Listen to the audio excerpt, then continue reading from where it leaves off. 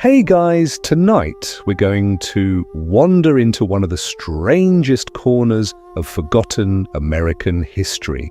Picture this, a stormy night in late autumn, the kind where the streetlights flicker like they're unsure they want to stay on. You're walking alone, your shoes making that soft squelching sound against damp sidewalk. That's when you see it, an old department store, lights barely glowing, a sign crookedly dangling from a rusted bracket. You feel pulled in, like a thread tugged gently from your coat. Inside, everything smells like dust and lavender furniture. Polish. There's no one at the counter, just silence, warm air, and a strange, lingering scent in the air. Something familiar. Something edible? You're not ready for what comes next, but let's be honest. You never are with these stories. You probably wouldn't survive this town anyway, not without at least one emotional breakdown in aisle 7. So before you get comfortable, take a moment to like the video and subscribe, but only if you genuinely enjoy what I do here. Oh, and let me know in the comments, what time is it where you are and where are you listening from? Now, dim the lights, maybe turn on a fan for that soft background hum, and let's ease into tonight's journey together. You walk deeper into the store, shoes silent now against the old linoleum. At the back, there's a display case that hasn't seen Windex since Reagan. Behind the smudged glass, bathed in an amber glow, sits a single object, a bottle, frosted glass, a faded paper label, and in ornate type, the words Mom's Kitchen. Ode de Nostalgie. Underneath, a slogan, smells like home, tastes like memory. This was it. The perfume that, for one bizarre decade, swept across the nation like wildfire in a wheat field. A scent so specific, so haunting, it could only have been born from America's most sacred space, the suburban kitchen. You open the case. No alarm sounds. The bottle is warm to the touch, like it remembers being held. You hesitate, then uncap it. A puff of scent escapes, and just like that, you're there. Not here. There, you're 10 years old again. Someone's baking banana bread. There's a hint of burned crust. A note of cinnamon that feels almost too strong, butter sizzling in a pan. And wait, is that gas? Like from a stove that never quite lights the first time? Welcome to 1981. This wasn't just a perfume, it was a sensory time machine, and for a strange, glorious stretch of the 1980s, it sold more units in the Midwest than Chanel No. 5 True Story. Just don't try to verify it, you won't find it on Google. That's what I'm here for. The story starts with a man named Leonard Bixby. He wasn't a chemist. He wasn't even a perfumer. He was an advertising executive in Milwaukee who had a nervous breakdown one Thanksgiving. The kind of breakdown that leads to divorce, therapy, and eventually, invention. According to whispers, and yes, I do mean whispers because this part of history barely made it into regional newspapers, Leonard claimed he had a vision while watching gravy congeal in a Pyrex dish. He said, and I quote, "What if someone could bottle the exact moment before your mum tells you everything's going to be okay?" Yeah, that kind of breakdown. By spring of '81, Leonard had quit his job and opened a storefront called Nostalgie Scents. The first fragrance he launched was Rain on the Porch Swing, which smelled mostly like wet plywood and regret, a total flop.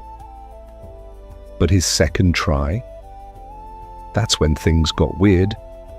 He worked with an ex-military scent engineer named Phyllis, no last name ever confirmed, who allegedly once helped develop chemical signals for mine-sniffing rats. Together, they spent 6 weeks in a basement recreating the scent of home cooking. Not just any home, but the composite smell of 1950s Americana. A blend of gas burners, scorched toast, vanilla, Crisco, and just a whisper of meatloaf. It took off like wildfire. Within months, Mum's Kitchen was being sold in department stores, roadside diners, and even as a promotional giveaway with microwaves. People wept when they smelled it. Some reportedly hallucinated. One woman said she heard her mother's voice whisper her name after a spritz. Historians still argue whether the success of Mum's Kitchen was a marketing miracle or a mass psychological event fueled by Cold War anxiety and low-sodium diets. One thing's for sure, you couldn't escape the scent. They put it in candles, air fresheners, scratch and sniff bookmarks. There was even an unauthorized line of chewing gum called Memory Flavor, which tasted like Sunday leftovers and sadness, but it all started here, with one bottle, one man, and one kitchen memory so powerful, America tried to wear it on their wrists. You hold the bottle now and the smell's fading. Not gone, just quieter. You cap it again, put it gently back, the store is still empty. Or maybe not, you think you hear something? A slow creak, like a cabinet door, but that's a story for another section. The scent lingers behind you like someone's breath from decades ago. You step away from the display case, and as your eyes adjust to the low light of the store's back room, you notice something strange. The wallpaper. Not just any wallpaper. This is a swirling 1970s avocado and mustard pattern curling at the edges, but it smells like biscuits. You swear it does. You follow your nose. Behind a faded curtain labeled Employees Only, you discover a narrow hallway that shouldn't exist. Angles slightly downward, the floor changing from tile to cold concrete. The air here is denser, warmer. You walk carefully as if your steps might echo into the past. At the end of the hallway you find it, a heavy steel door painted over so many times it looks like a wall, but the handle's clean, recently used. You pull. It groans open. The room inside is circular, dimly lit by a single bulb swaying overhead. Shelves line the walls, stacked with notebooks, sample bottles, and weird little machines, one that looks suspiciously like a toaster, but hums like a reactor. This is where the first batches of Mum's Kitchen were made. The real lab, the hidden one. You run a finger along the counter. There's a fine powder coating everything. Flour, ash, you can't tell. But the smell is unmistakable. Nostalgia with just a hint of scorched applesauce. Welcome to Leonard Bixby's sanctuary. This was where the scent was born, not in the storefront upstairs, not in a big sterile factory, but right here beneath a forgotten building, in a lab built from salvaged parts and divorce settlement money. The centerpiece of the room is a lopsided stovetop, ringed with tubes and gauges. According to urban legend, this contraption, nicknamed the Simmerizer, was used to simulate thousands of kitchen environments, everything from Midwestern casseroles to Long Island briskets. There's even a dial labeled Supper Sadness, low to high. You press a button, nothing happens, but that's okay. This isn't a story about working machines. It's about broken ones that still hum when no one's listening. Now here's the historical twist. Leonard didn't work alone. In fact, many believe he couldn't have created the scent himself. Enter Margaret Loon, a retired flavorist from a cereal company who allegedly had perfect olfactory memory, meaning she could identify smells decades after exposure. Margaret reportedly described Mum's Kitchen as a scent built from tears left in casserole dishes. She helped refine the formula until it triggered a deeply specific emotional memory. The moment just before comfort arrives, it was genius and creepy. Because customers didn't just like the perfume. They needed it. One man from Ohio bought 36 bottles and slept with them under his pillow. A woman in Arizona sprayed it on every Thanksgiving turkey for 7 years. Some claimed it made them dream in black and white. Historians still argue about that last one. Some call it mass suggestion. Others think it's more complicated, something about scent bypassing the logic centers of the brain and going straight to memory. Scholars are still debating whether the rise of Mom's Kitchen marked a moment of cultural nostalgia or a nationwide craving for emotional anesthesia. Either way, it worked. By 1982, major retailers were clamoring for distribution rights. There were waiting lists. People scalped bottles in mall parking lots. And Leonard, suddenly rich and very, very confused, started giving interviews about emotional olfaction. He wore turtlenecks and stared dramatically out of windows. He even claimed the scent had saved his life. But nothing that burns this bright ever lasts. Because as demand grew, something shifted. The batches began to change. People noticed the scent wasn't the same. Less warmth, more synthetic? Maybe the bean extract was swapped. Maybe the gas note was too heavy. Or maybe people changed. You pick up one of the notebooks from the shelf. The pages are warped from moisture, but the ink remains. Formulas, ratios, scribbled notes in a desperate hand. Too much garlic, smells like regret. Version 11B evokes kitchen fire, unusable. Add butter, reduce sorrow. That last one sticks with you because you're starting to realize something. This wasn't just a lab, it was a memory machine. A place built not to make perfume, but to bottle emotion. The light flickers. You close the notebook and take a slow breath.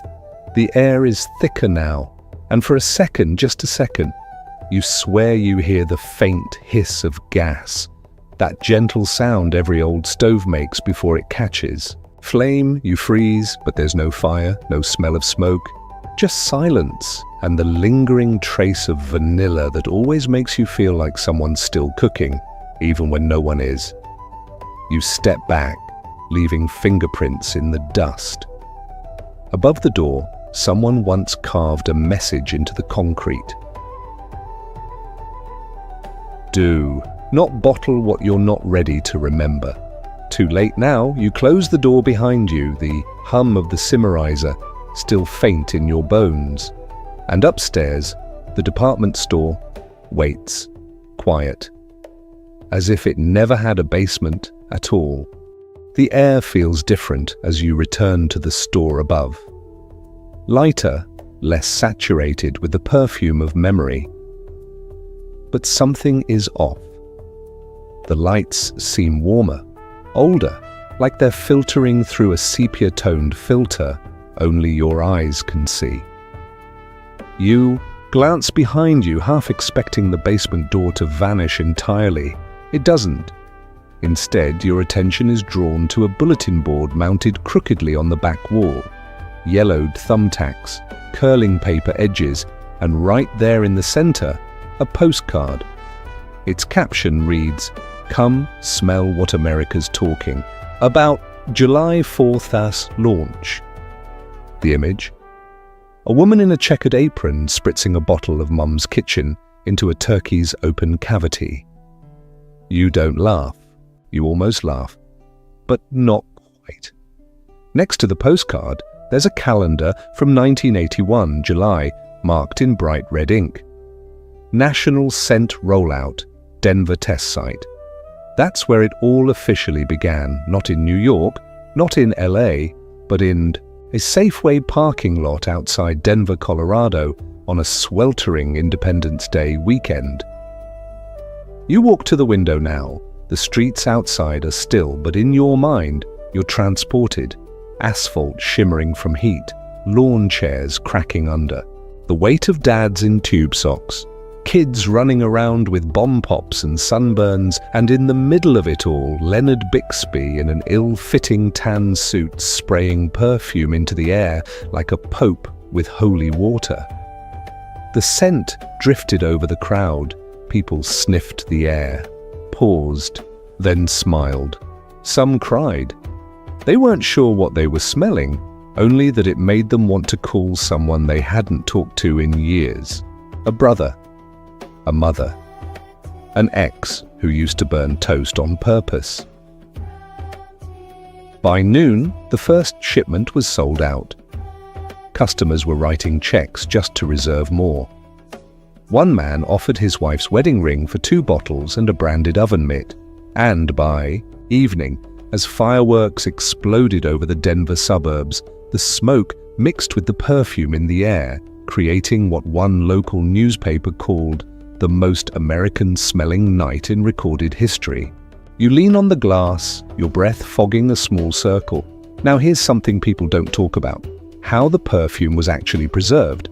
Most perfumes use alcohol as a base, but Mom's Kitchen, it used a rare oil blend typically reserved for food-safe packaging, meaning technically it was edible. Not that you'd want to, probably. This choice gave the scent a weird longevity. Spritz it on a jacket and the smell would linger for months. One teacher in Des Moines reportedly banned the perfume in her classroom after 3 students fell into what she described as midday hunger trances. Another side effect? The heat. Unlike traditional floral fragrances, Mom's Kitchen reacted oddly to body temperature. On colder days, it smelled sweet, vanilla, cinnamon, a whisper of cornbread. But in heat, it turned savory, meaty even. There were entire columns in women's magazines devoted to scent-layering techniques to control the reaction. Pair with lilac body wash to reduce ham notes. Avoid wool coats, amplifies gravy. At some point, it stopped being a novelty and became a phenomenon. Collectors emerged.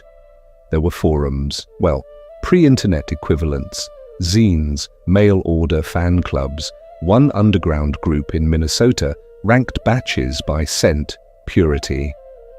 Batch 4B was considered the holy grail, said to contain a now banned artificial compound that perfectly simulated oven-roasted potatoes. You back away from the window and turn. In the corner of the store, there's an old metal filing cabinet. You try the top drawer, stuck. The second, jammed. The third, opens. Inside, a stack of memos typed on delicate carbon copy paper. The first line, to all regional sales staff. Redistribution protocol, post-Denver adjustments. You scan the lines. It's technical, logistics, but tucked near the bottom is this line scrawled in blue pen: push emotional angle. Sell the feeling, not the scent. Remind them what it felt like to be 10, or to have a mum who cooked, or just to be missed. Clicks for you now. This wasn't just a product, it was a mirror. Held up not to who people were, but who they wished they still could be. Childhood, warmth, the certainty of dinner being ready on time, all in a bottle. Historians, those wonderfully skeptical creatures, still argue whether Mom's Kitchen became so successful because of its formula or because America was already craving comfort in a post-Vietnam, recession-shadowed, microwave oven-loving era. Some insist it was the smell of a collective denial. Others say it was the last truly analog emotion ever bottled. You set the memo down, heart beating a little faster than before. The room feels warmer again. Not from heat, but memory. And there it is, the scent. Not strong, just hovering. Someone's baking something, or maybe you're just hungry. Either way, you turn to leave. The department store seems bigger now, or maybe it always was. The bell over the door doesn't ring as you exit the department store. You half expected it to. Part of you wonders if it ever existed at all. Maybe it only rings for people buying something. Or maybe it just broke in 1983 and no one bothered to fix it. The street outside is quiet, thick with the kind of silence that makes you second-guess the direction you came from. You take a slow breath, and there it is again. That scent, not strong, not constant, just little wisps like the echo of a song from a neighbor's kitchen window, a mixture of butter and burnt crust, something warm, something brown, something, Mom. You follow it. A block down, you spot a pale blue mailbox. Not for letters, this one's different. Smaller, made of tin. A faded sticker reads, "Smell mail, local delivery only." You open it. Inside are postcards. Hundreds of them. All dated between 1981 and 1986. Most are blank, but a few contain handwritten messages. "Dear Lucy, I hope this reminds you of Sunday mornings. Mum's gone, but the scent still fills the pantry. Tell Dan I'm sorry I kept the bottle. It still smells like her laugh." They aren't addressed. There are no stamps. This was advertising, the strangest kind. See, after the Denver test launch, Leonard's team knew they had something, but no one could figure out how to sell a smell through traditional ads. TV couldn't carry it. Radio useless, and print just looked ridiculous. "Smells like meatloaf, feels like home" didn't exactly roll off the tongue, so they tried something human. They mailed out thousands of scratch and sniff postcards to specific neighborhoods across the Midwest. Suburbs with a high density of stay-at-home parents. Towns where factories had recently closed. Cities still using AM radio. The trick? The postcards weren't ads, they were letters, typed to look like personal notes, some even signed with fake names. The goal wasn't to inform, it was to trigger. The first batch smelled like warm cinnamon rolls, the second, chicken broth and onion. The third was pulled after people complained it made them crave mashed potatoes during funerals. And it worked. People started calling the return numbers, asking who sent the message, where they could buy the scent. One woman in Duluth showed up at her local Sears and demanded to speak to whoever mailed her childhood. Within weeks, demand surged. That's when they built the traveling kiosk. You remember hearing about it, right? The mobile mom's kitchen. It looked like a cross between a food truck and a stage play set. Painted to resemble a 1950s kitchen, complete with checkered curtains, a plastic fridge, and a cast-iron skillet nailed to the wall. It would roll into shopping centers, plug into the power grid, and start releasing bursts of Mom's kitchen through a custom ventilation system. Leonard's voice would come over the loudspeaker, reading scripted lines in that soft, Midwestern baritone. "Close. Your eyes. Smell that? That's the casserole your grandmother made the night your cousin came back from college and told everyone he hated law school. Welcome home." And people believed it. They lined up. Not to buy perfume, but to stand inside the illusion, like they were stepping back into a world that was never really theirs, but somehow felt like it had been. In a dream, they almost remembered. Now here's the weird part.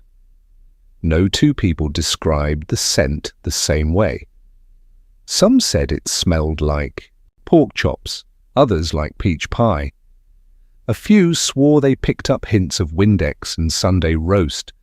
A radio host in Omaha described it as the emotional equivalent of finding your dad's old flannel in the attic and hugging it for 20 minutes.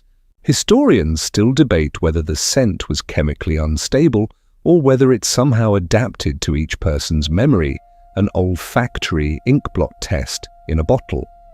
One chemist reviewing the formula years later theorized that a compound called C9M2 might have interacted with pheromones, creating personalized aromatic feedback. He was discredited immediately, but the theory remains oddly compelling. You glance down at the postcards in your hand. They smell faintly of nutmeg now. You could swear they didn't 5 minutes ago. One last note stands out, written in careful cursive, the ink smeared in places.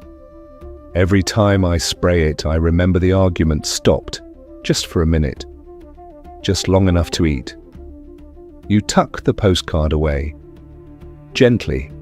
Some memories deserve silence. As you step back from the mailbox, the wind shifts. Somewhere down the street you hear a faint melody.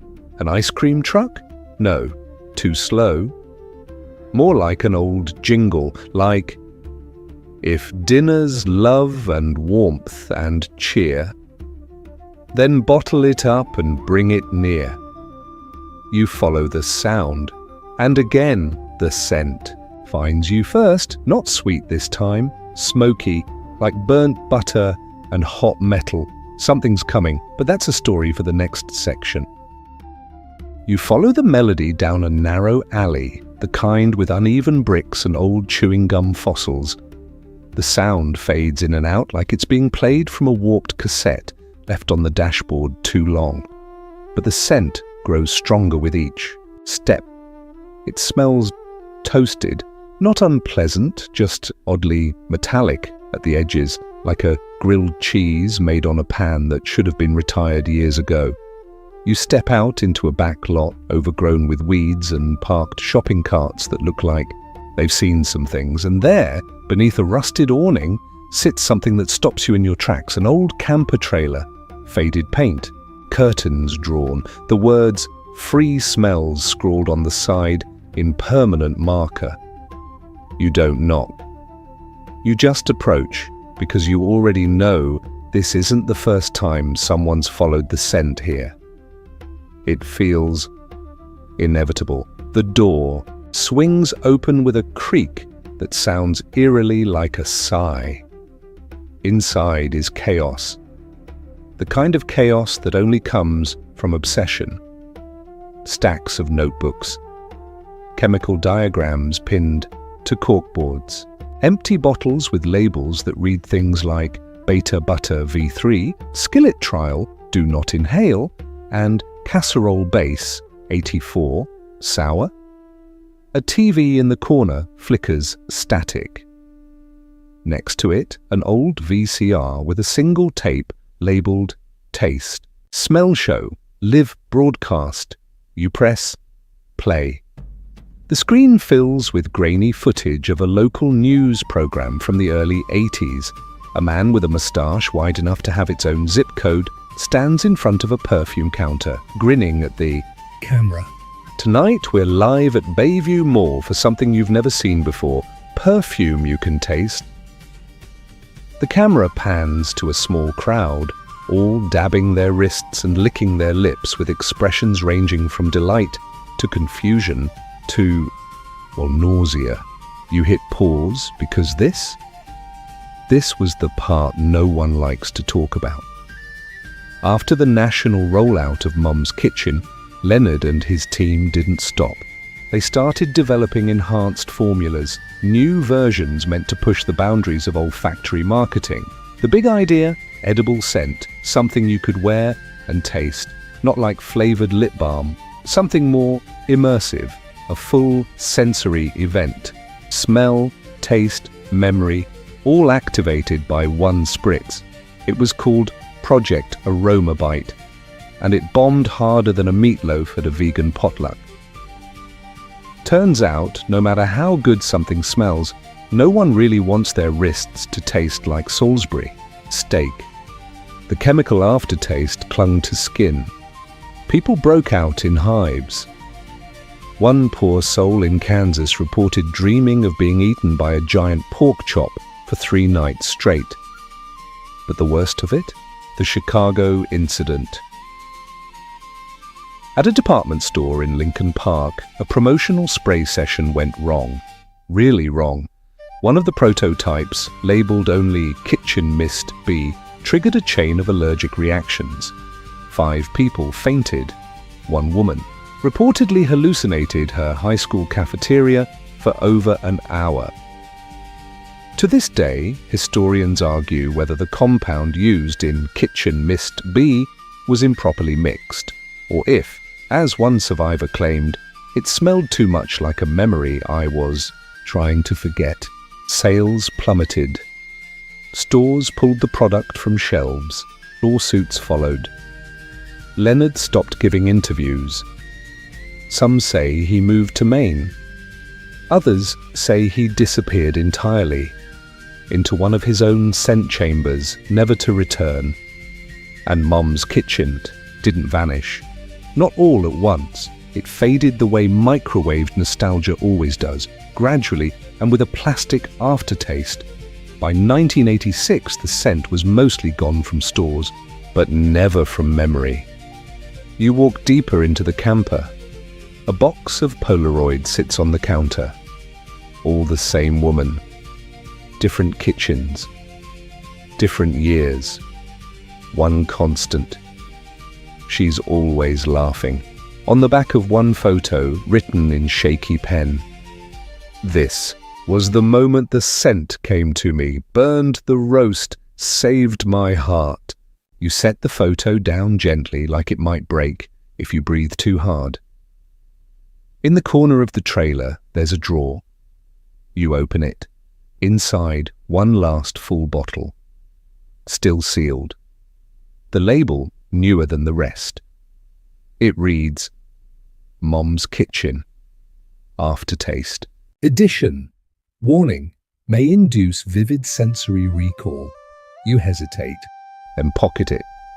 Not because you want to use it, but because someone, somewhere, might still need to remember.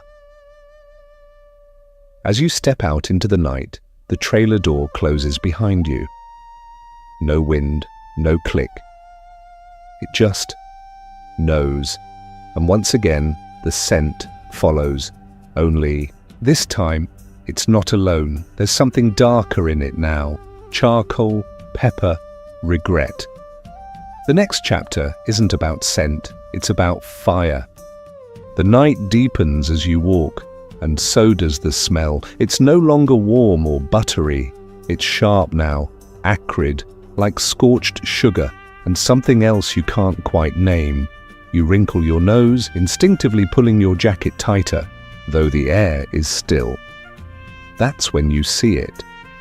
A low concrete building half buried in kudzu, sitting behind a broken chain-link fence. The sign above the door is mostly gone, but you can make out 3 letters burned into metal.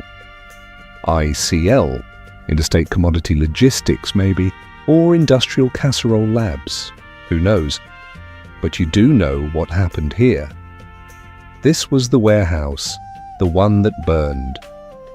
Back in 1984, a shipment of Mum's Kitchen was accidentally overstocked at a storage facility in southern Illinois. The place was meant to hold textiles and auto parts, not volatile scent compounds blended with semi-edible oils.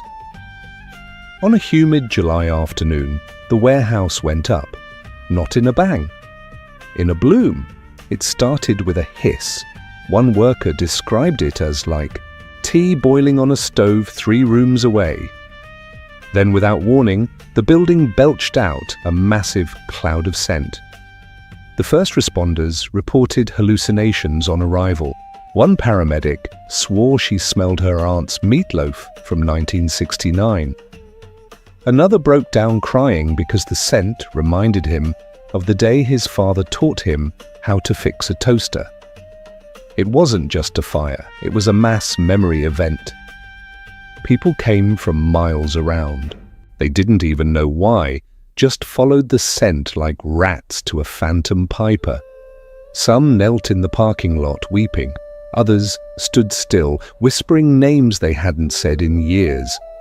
The fire eventually consumed the entire facility.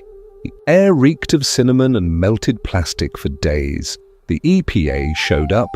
So did the National Guard. And then, silence. Officially, the fire was blamed on faulty refrigeration and improper chemical storage. But people who lived nearby had a different theory. The scent itself had ignited, that it got too strong, that too many memories in one place created a kind of emotional critical mass. To this day, historians are divided. Some claim the incident was the first documented case of olfactory overload. Others believe it was an early form of unintentional scent-based crowd control, A few even argue it wasn't an accident at all. You push the warehouse door open, it groans, of course it groans, and inside you're hit with the ghost of the scent, faint, faded, but still hanging in the air like the perfume bottle had exhaled and never quite inhaled again. The place is gutted. Charred steel racks, melted crates, ash layered thick on the floor like snow from some darker world. But there's a trail, footprints in the dust. Recent. Someone's been here. You follow. They lead to a corner room, part office, part archive. A scorched file cabinet sits half-melted beside a desk. You yank it open and by some miracle, the bottom drawer slides free. Inside, a singed manila folder. Label barely legible. Recall memo, unsafe batches. You open it. It's a list. Dozens of lot numbers. Notes scrawled beside each. Batch 9XB, overemphasized bacon, induced hunger fainting. Batch 12KA, triggered violent nostalgia in E test group. Batch 13Z, smells like funeral potatoes, too effective. Batch 15M, recommended for destruction. The final page reads, do not distribute. Formula evokes acute longing, sustained emotional trance, and in some cases, disassociation. Smell appears too real. Recommend incineration. Burn it all. You lean back against the scorched desk, heart thudding. They tried to erase it. They knew what it could do, and they tried to burn it out of existence. But scent doesn't work like that. It clings. It seeps. It finds ways back in. You look up, and there, high on the blackened wall, written in smoke-streaked letters, some smells never fade. And suddenly you realize you're not alone in the warehouse. Footsteps. Soft. Shuffling. Not threatening, but undeniably human. You don't turn around because some memories are better when you don't look them in the eye. You step forward, deeper, into the room, and somewhere behind you, someone whispers a single word, one you haven't heard in years. Your name, just like Mom used to say it. You don't turn around. You don't have to. Because somehow, in the way that only memory allows, you already know who or what is behind you. The scent tells you. Brown sugar, tomato sauce, a faint curl of cigarette smoke trapped in the fringe of a crocheted sweater.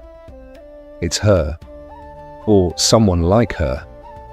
The idea of her. A collage built from casseroles and quiet sighs and TV trays. You blink once and the sound is gone. So is the presence. But the feeling, still here. You step back out into the night. The stars above the warehouse flicker uncertainly behind a haze of smoke and time. You tell yourself it's just your imagination, that memories can't really follow you, that scents fade, but your hands still smell like scorched lasagna and dish soap. You start walking again, not quite sure where you're headed, until a flickering neon sign catches your eye from 2 blocks down. Sniff and save. Everything must go. A liquidation store, you're drawn in as if pulled by muscle memory. The inside smells like mildew and cardboard, but the back aisle, that's where you find it. A dusty, rotating rack filled with Mum's kitchen knockoffs. Grandma's counter. Comfort. Gravy tub 5.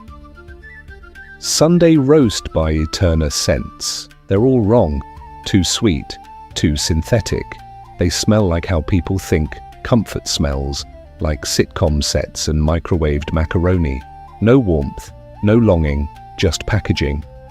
Still, you rifle through the rack anyway, and that's when you spot it. A single bottle wedged between 2 shattered boxes of clearance candles. No label, no logo, just a strip of masking tape with a handwritten name, batch 15M. Your hand tightens around it, the one they tried to destroy, the one they warned about. You hold it up to the fluorescent lights. It looks ordinary. Pale amber. Dust floating lazily in the liquid like forgotten breadcrumbs. The cap clicks softly as you twist it, like the world holding its breath, and then a drop on your wrist. That's all it takes. You are no longer in the store. You're back in a kitchen you don't recognize, but your body does. The linoleum squeaks the way it used to under your socks. There's a rust-colored rug that smells like toast. A window with sheer curtains dances in a breeze that doesn't exist anymore. There's music playing, not loudly, just softly, from an AM radio on the windowsill. Something with brass and static. The song your grandfather used to hum, maybe. Or a song he wished he did. You feel warmth behind you, a presence. Someone humming. You don't turn. Because in this place, you don't have to know who it is. You already do. And just like that, you're back in the store, blinking under the harsh buzz of broken fluorescent light. The bottle is still in your hand, still open, but the scent is fading.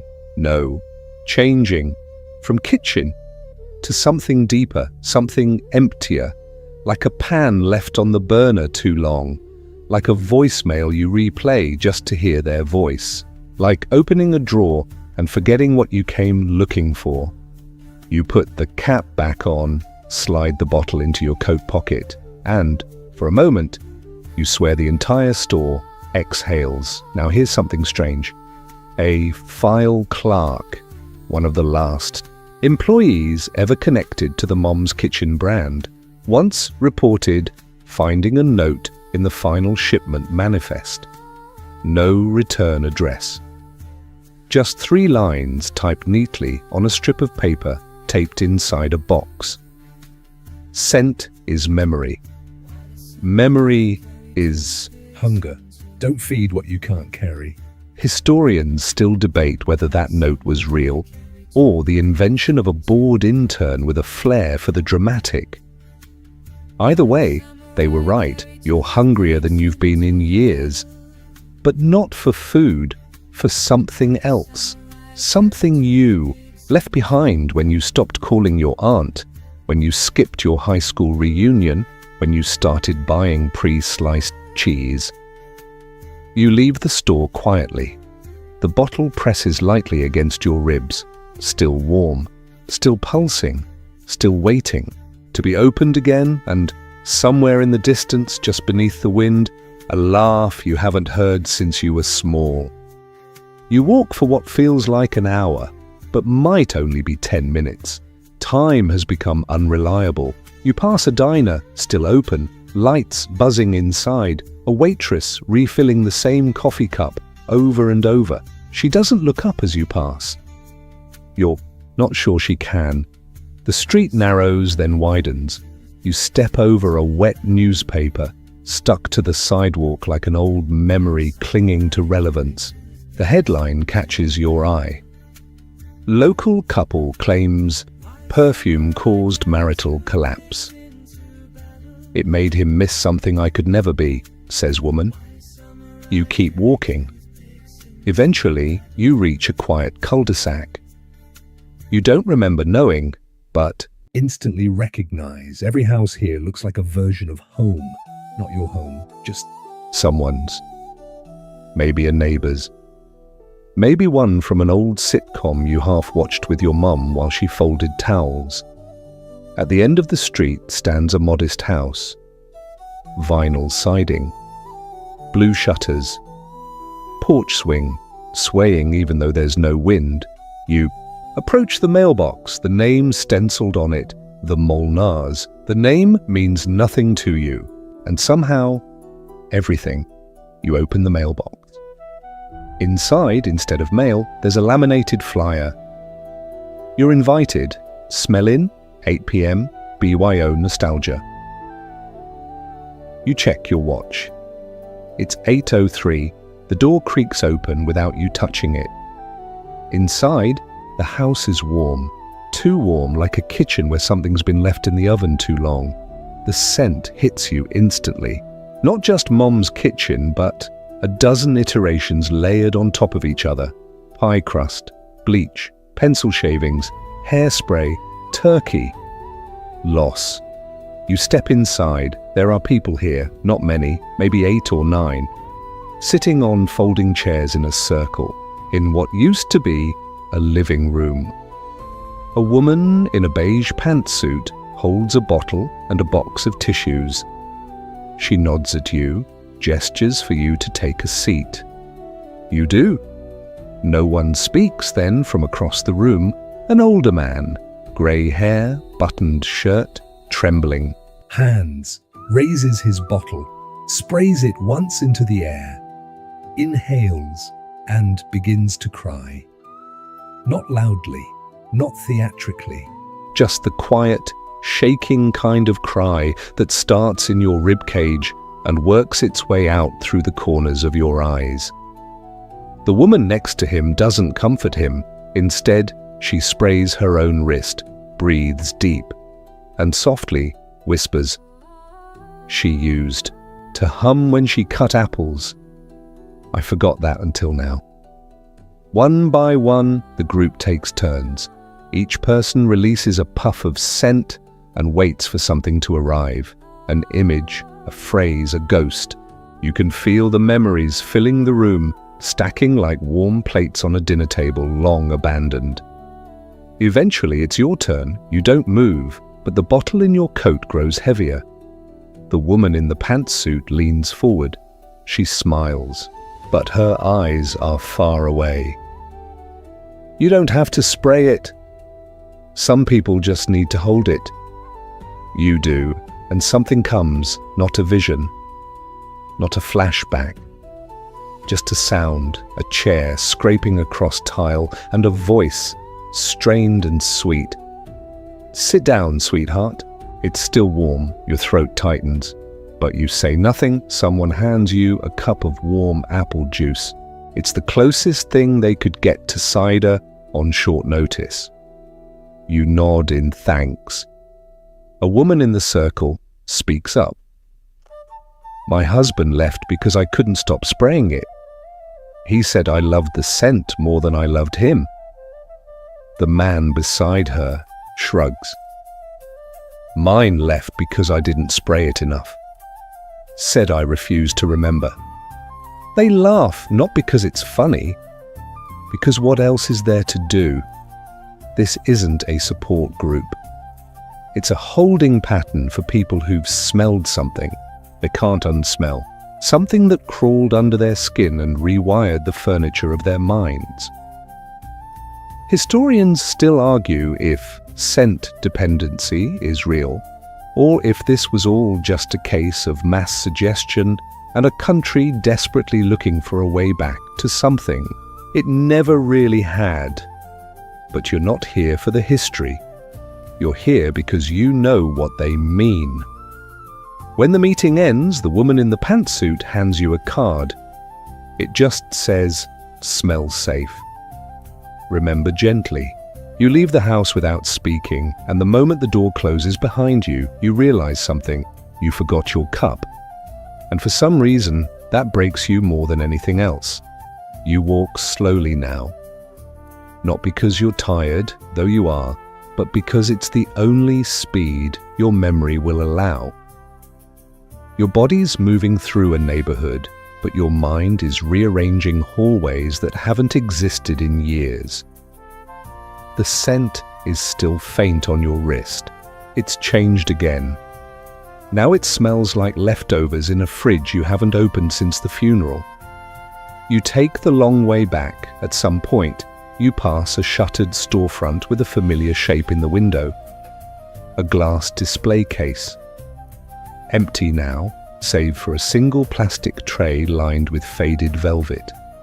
A handwritten sign behind the glass says, "Thank you for remembering." You don't stop.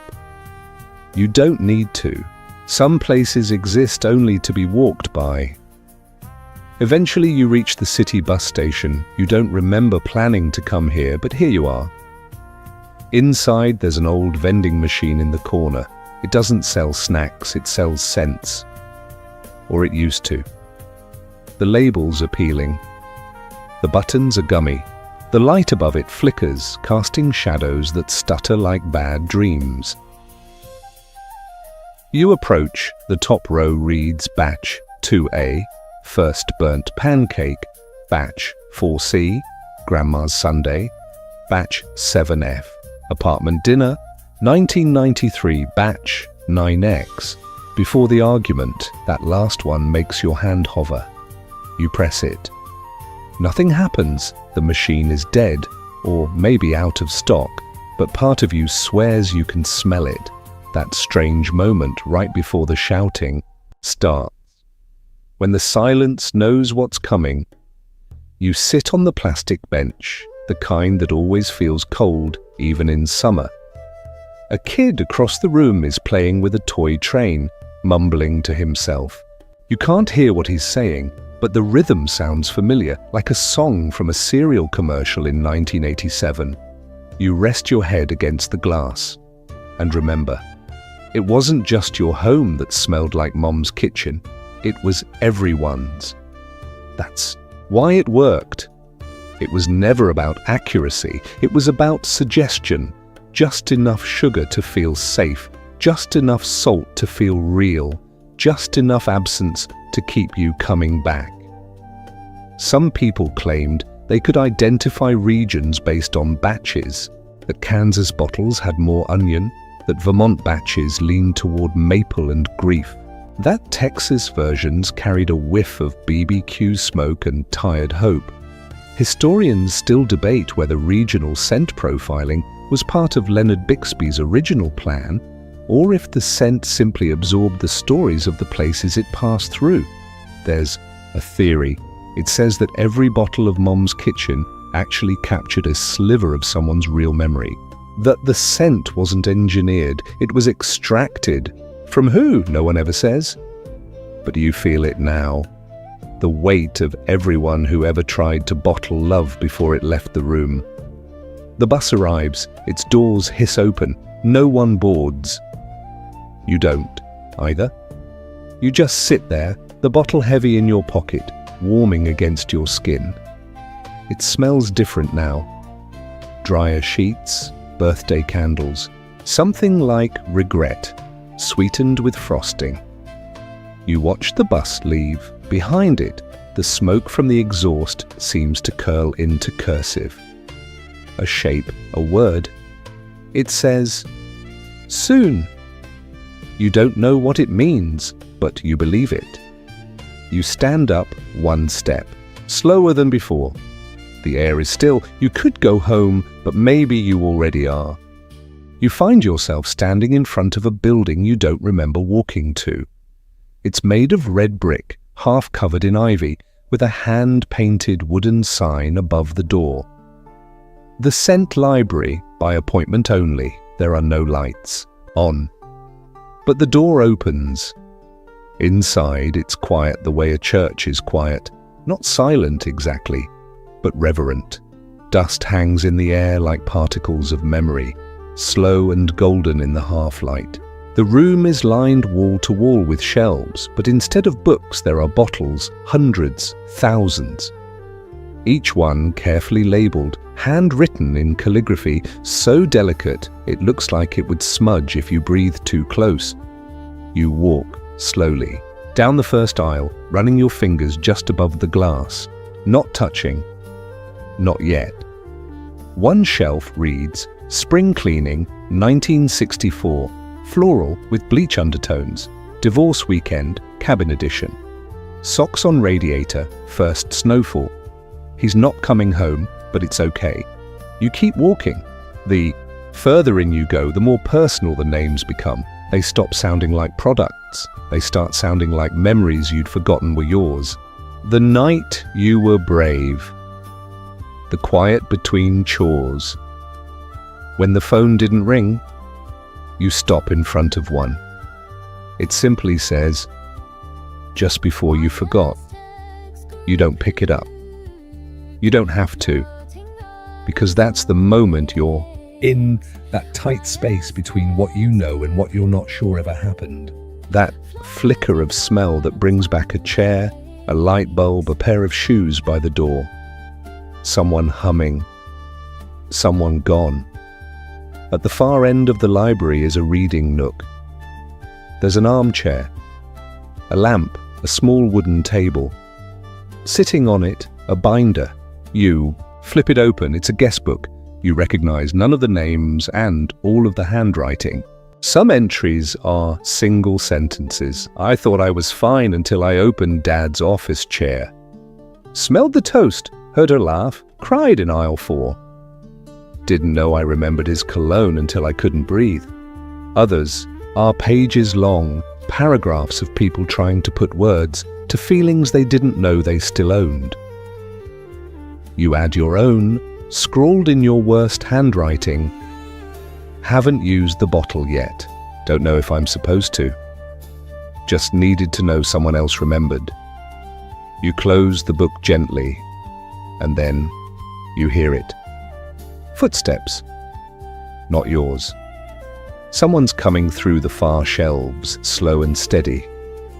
You tense, but not in fear. More in readiness. Like whatever's approaching is bringing something you forgot to collect. You don't turn, but a soft voice breaks the stillness. It says, "You're holding on too tight." You look down. Your hand is clutching the bottle in your coat like it's oxygen. You don't remember reaching for it. But there it is, warm, pulsing, as if waiting for you to let go. You exhale, and for the first time, it smells like nothing. No turkey, no birthday, no past, just air. You hear a chair creak behind you. Someone sits, waiting, and though you don't look, you speak. "What happens if I open it?" A pause. Then the voice replies, "You don't open it." You decide when it's time to stop needing to. The room grows still again. You place the bottle on the table next to the guest book. The warmth leaves your pocket instantly. You realize it was never the perfume that held the power. It was you, the version of you that kept returning to it. Stirring it, wearing it like armor made of toast crumbs and grief. Historians still wonder why so few bottles remain today. Most were returned, some were hidden, and a few, they say, simply evaporated. The scent didn't disappear, it moved into the spaces we don't talk about. The silence after dinner, the second drawer in the kitchen, the air when a song ends. You turn to leave, and behind you the library rearranges itself. You hear it? Soft hisses, bottles shifting, shelves realigning. Preparing for the next person. You close the door behind you. It doesn't lock. It doesn't have to. It's raining now, a soft, steady drizzle that coats the sidewalks in sheen and turns every neon sign into a watercolor. You don't run. You don't even raise your collar. The water feels clean, like it's trying to rinse something off of you. You walk past an old laundromat. The lights inside flicker, even though no one's doing laundry. The machines spin anyway, empty cycles. You catch a whiff of dryer sheets and regret. Half a block later, a billboard looms above a closed auto shop. It's tattered, but still legible. Mum's Kitchen, now available in limited edition holiday ham. Because memories aren't just for Thanksgiving. You smile, but only a little. You turn a corner and find yourself in front of a chain-link fence. Beyond it, a lot filled with shipping containers. Most are rusted. One, however, is pristine white with bold red letters. Bixby Archive, private. Storage. A single light glows above the container door. You push the gate open. It doesn't creak. It doesn't resist. It's been waiting for you. The container's interior is colder than the air outside. It hums with quiet purpose, like a fridge that's kept something alive for too long. Rows of metal shelves line the walls, each stacked with boxes, reels of tape, documents, artifacts. And in the center, under a plastic dome, sits something sacred. The original bottle, the first, the prototype, hand-labeled, its paper yellowed and curling, a faint signature at the bottom, L. Bixby. The cap is still sealed in wax. Beneath the bottle lies a card. For controlled use only, do not open without emotional supervision. You stare at it for a long time, but you don't touch it. Instead, you walk to a filing cabinet in the corner, its drawers organized by emotion. Joy, mild. Joy, sharp. Sadness, undefined. Guilt, supper, adjacent. Longing, holiday, subcategory. You pull the last drawer. Inside a cassette, unlabeled. You pop it into a nearby player. It clicks, whirs, and plays static for a moment before a voice comes in, crackly, soft. It's Leonard. You know it's him because it can't be anyone else. If you're hearing this, then you found it, or it found you. I guess I should apologize, but I won't. You don't apologize for an emotion. You don't apologize for wanting to feel something. I tried to bottle a moment, a kitchen, a voice. I tried to stop time. I failed, but you knew that. If you're still chasing it, just ask yourself, what would you do if the scent actually came back? If she walked in right now and called your name? Would you be ready? Or would you pretend to be? The tape stops. You don't rewind it. You let the silence settle like steam after a meal. In the corner of the container is a dusty television. A post-it note clings to the screen, only plays one commercial. That's all it ever needed. You press the button, the screen flickers, and there it is, the ad that ran only once at 2:14 a.m. on a Tuesday, broadcast in select cities and then pulled immediately. A black screen, white text, "This isn't a perfume." Cut to a kitchen, empty but warm. The camera lingers on the stove, the cluttered fridge, a single plate in the sink. Then a whisper, not words, just the sound of someone sighing with relief. Fade to black. Historians still debate whether the ad was a mistake, a masterpiece, or a cry for help. Some say it only aired in towns where someone had recently passed. Others say it was meant to be played in dreams. The screen goes dark. You leave the container quietly, your footsteps echoing on the metal floor like they belong to someone else. The rain has stopped. The city smells different now, still nostalgic, but cleaner, like the scent of dishes drying on a rack after everyone's gone to bed. You wake up in a motel room you don't remember checking into. Everything's beige, the curtains, the carpet, even the television, which hums quietly with no channel, casting soft blue light over the nightstand. Outside the window, a neon sign flickers. Home comforting, weekly rates, hourly memories. You sit up slowly. There's a tray on the dresser, one ceramic mug, one sticky note. The mug smells faintly of powdered cocoa and instant oatmeal, safe scents. Childhood breakfast when school was delayed for snow. The note just says, "Careful. Some comforts expire faster than others." You drink anyway, because you're not looking for comfort anymore. You're trying to figure out what's left of it. You pick up the motel's landline, one of those old rotary phones with a coiled cord like a stubborn memory. There's no dial tone, but someone answers anyway. Have you used it yet? See, the voice is neither male nor female. It's the tone of a voicemail you've heard 1,000 times, but only remembered once it was too late to call back. You answer without thinking. No. Good, the voice says. Because after you do, it stops being a choice. Click. The line goes dead. You set the phone down gently, like it might shatter if you drop it too fast.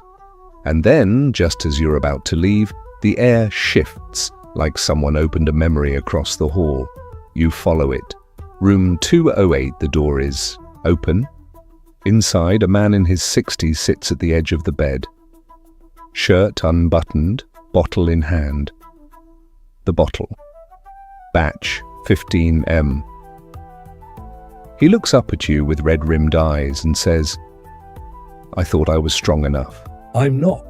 You don't respond. What do you say to that? He lifts the bottle, hands trembling.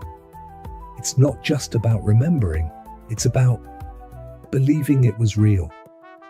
You nod, because that's it, isn't it? That's what Mum's kitchen always promised.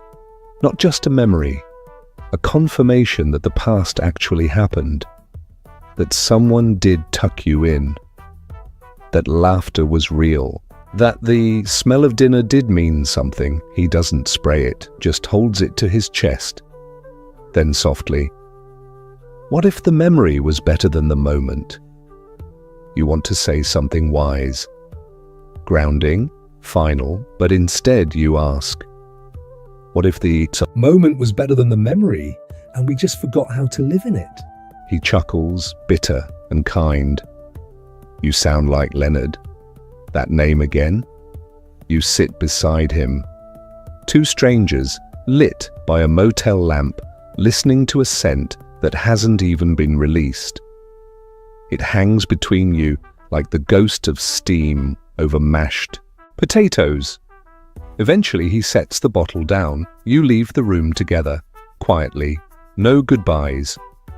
Back in the parking lot, the night is still and damp. Crickets chirp like they're trying to fill the silence that never quite leaves towns like this. A bench by the ice machine holds a faded magazine. You flip through it. Page 14, a half-page ad, Mum's Kitchen, available now at selected moments, in time. Below that, a barcode with no numbers, a scratch and sniff square, a slogan, "Smell carefully." You scratch it. Nothing, then everything. Your hands tremble because for just a second, it smells like the moment before you knew what loss was, and it's unbearable, and it's beautiful, and it's already gone. You're walking again. No destination this time, just movement. Your coat is heavier now, not from the bottle, from what it represents. It's no longer just glass and oil, it's a possibility, and the weight of knowing you could go back. Or at least feel like you did. You pass a hardware store. The closed sign hangs upside down, like it gave up trying. In the display window, a single item sits under a spotlight. A tiny metal fan with a sign that reads, "Circulates air." And old emotions, you don't go in. You're already carrying enough. Around the corner is a mural, faded, half-painted over, depicting a kitchen table surrounded by shadowy outlines. No faces, just shapes. But there's a plate in the center, steam still rising. You realize the mural is interactive. A button on a nearby post says, "Press here to remember what you forgot." You hesitate, then press it. A speaker embedded in the wall crackles, then plays a sound. Not a voice, not music, just the sound of someone stirring. A pot. That slow, rhythmic swirl of a wooden spoon against something warm and thick. The tiniest clink of metal on ceramic. A sound you didn't know was hiding in your brain like a seed waiting for rain. You almost cry, but you don't. Instead, you sit down on the curb and let the night wrap around you like a memory made of fabric softener, and Monday night, quiet across. The street, a movie theater marquee blinks. Tonight only, the smell that made you believe in home. You laugh. One of those soft, tired laughs that never reaches your teeth. Then you stand and cross the street. Inside, the theater is nearly empty. You sit in the third row from the back. A woman 3 seats over clutches a tissue and an unopened envelope. A man in front of you wears headphones even though nothing is playing. The lights dim. No trailers. Just a single line on the screen. What would you give to feel it one more time? Then, darkness. No film plays. Instead, the air vents engage, and suddenly the room fills with the scent. Not Mom's kitchen, not exactly. This is something deeper, like the moment before dinner, when you heard the clatter of dishes and knew you didn't have to do anything but wait. When being loved meant not having to ask, when someone else took care of the clock. It's quiet. No one speaks. No one moves. Just inhaling, remembering, feeling. After 8 minutes, the lights come up. No one. Claps. Everyone leaves slowly, blinking. You walk out into the cold air. And this time, it doesn't feel harsh. It feels necessary.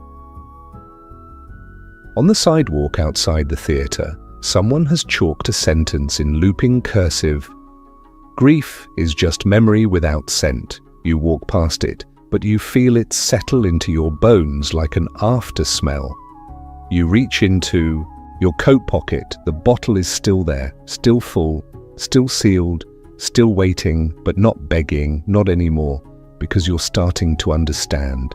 This story, this search, it was never about finding the perfect scent. It was about learning how to live without it, or to let it live in you quietly, without permission. You keep walking, and for the first time in a long time, the air smells like now. You're at a train station, not a busy one, not the kind with departures flickering on big digital boards and people in suits rushing past with coffee and Bluetooth headsets. This one has a single bench, a payphone that doesn't take coins anymore, and a sign above the platform that reads, Track 5, past arrivals only. The clock says it's 2:17 a.m. There's no train, but you wait anyway. After all, you've come this far. A vending machine nearby sells only one item. Memory ticket, one way only, no transfers. Price, 1. Honest regret, you reach into your coat, not for your wallet, just for something to give, and you realize you have something, not a big thing, not a betrayal or heartbreak or grand mistake, just a quiet, stupid moment you wish you'd done differently. You press your palm against the machine's panel and whisper it, I should have hugged her longer at the airport. The machine dings. Out drops a small cardboard ticket. On the back, it reads, Redeem for one moment of unfiltered feeling. Handle with care. You tuck it into your pocket with the bottle. You're collecting these now, but not hoarding, just holding. A quiet hum builds. Not the roar of a train, just a deep, mechanical breath from the earth. Something's arriving. You step back, but nothing comes. No train, no conductor. Just the scent again, barely there, like a memory peeking through curtains. But this time, it's not just Mom's kitchen. It's not any brand, it's your own, the smell of your life. It smells like the way your hands used to smell after helping peel garlic. The cold air that came in when someone left the door open too long. Crayons, pine needles, static on a wool sweater. The cheap soap in the bathroom the day you got bad news and washed your face 10 times just to stay upright. It smells like being real. You exhale, and the bottle in your pocket. lighter. Not because it's empty, because you don't need to open it anymore. You sit on the bench and close your eyes.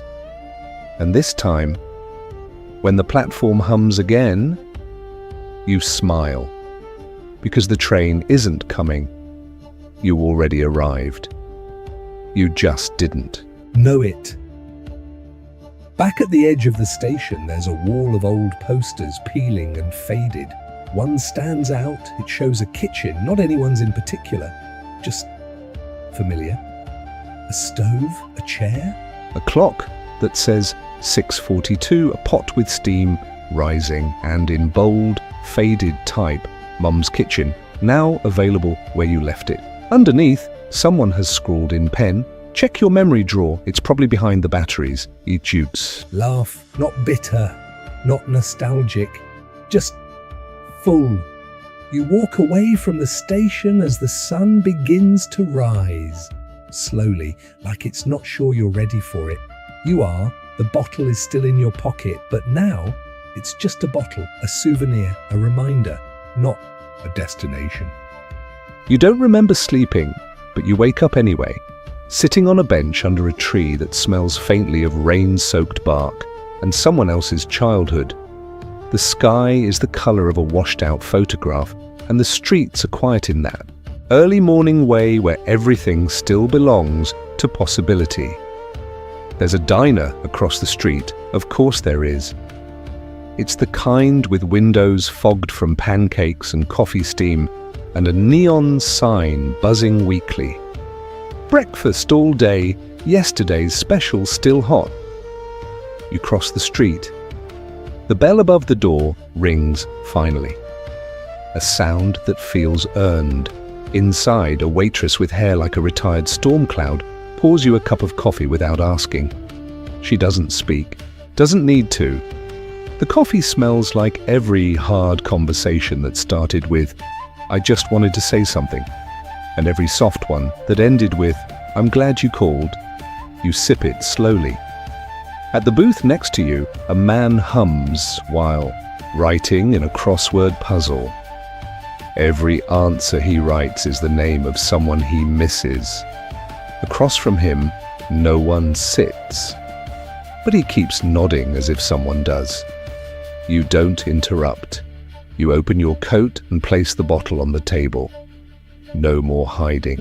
The waitress stops by again, looks at the bottle, then at you. You ready? You nod. But not the way someone says, yes, I want to go back. More like, yes, I'm okay with being here. She leaves a receipt. There's no total, just a message scrawled in looping pen. Some flavors fade, others ferment. You leave a tip, more than you need to. You leave the bottle behind too. Not because you've forgotten what it meant, but because you finally understand it wasn't magic. It was permission. To remember gently, to miss without drowning, to carry someone with you without setting a place at every table. As you step outside, the air smells like morning. Just morning. Not memories, not metaphors, not lost dinners or half-heard lullabies. Just dew, bread rising somewhere nearby, and a city slowly waking up. You walk toward the light, your pockets empty and your chest full, and for the first time in a long time, you're not following a scent. You're following yourself. You breathe in deeply, the way someone does when they're not trying to chase a memory, but just take in the day for what it is. The streets are coming alive now. A dog barks in the distance. A mailbox creaks open and closed with the morning breeze. Someone laughs, a real, unremarkable, ordinary laugh, and it's beautiful. You close your eyes, not to imagine the past, just to be here more fully. There's no perfume left on your wrist, but somehow you don't feel the absence, you feel whole, because that's what memory does when you let it settle. It stops clawing, it starts humming. becomes the sound of a drawer closing softly, a jacket folded carefully, a meal served to no one in particular, just because it felt right to make something warm. You remember the bottle. You remember the laughter. You remember the stove clicking before it lit. You remember the one who used to say, "Taste it," before. You decide, and maybe now you finally understand what that meant. You sit on a bench again, eyes closed. The wind shifts. Someone walks past, humming a tune that sounds like steam. You don't follow them, you don't have to. You're home, you're Here, and you smell like your own life now, unbottled, unbranded, unforgettable.